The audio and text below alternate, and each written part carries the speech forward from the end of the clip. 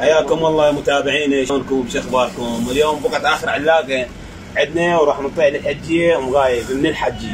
تحياتنا لكم وتعالوا ويانا خلينا نشوف الحجيه مغايب.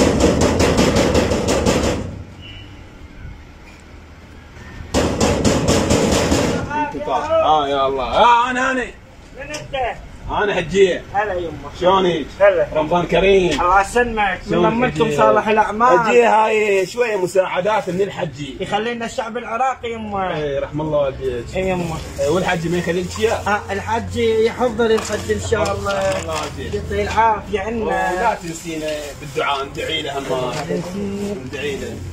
يا ربي يبارك. عليكم السلام ورحمة الله. توزيعه. شنو التصوير؟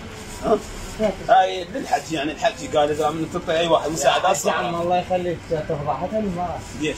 فضحتها فضيحه. لا ما ليش. الحج رابع جيت تقابله.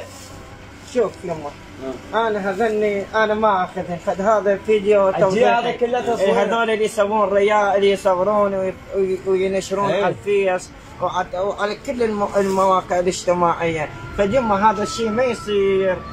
يعني هسه حجيه اخذه شمالك شو تقدم كل يسارك ما تعلم يا يمه.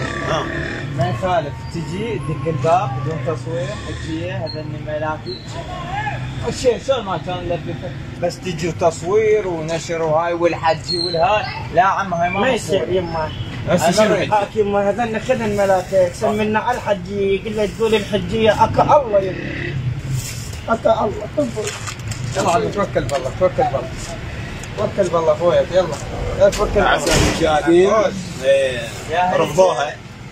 تحياتنا لكم. ما يشلع قلبك الا هذا ابو وجهين وابو شكلين، هذا لعب الروح. اكو انماط، الظاهر شيء والباطن شيء، وهذا نمط متعب، هذا عبء على الحياه. لا تتصور ان الدنيا تتحمل مصيبه افدح من مصيبه الدجالين. الدجالين مصيبتهم مصيبه لا حدود لها. الانسان الواضح حتى لو حرامي واضح يريح باله، يريح اعصابه، والله علم الله وكفى. لكن اذا لا ولا مزدوج، هذا المزدوج اللي يقول النبي اخشى على الامه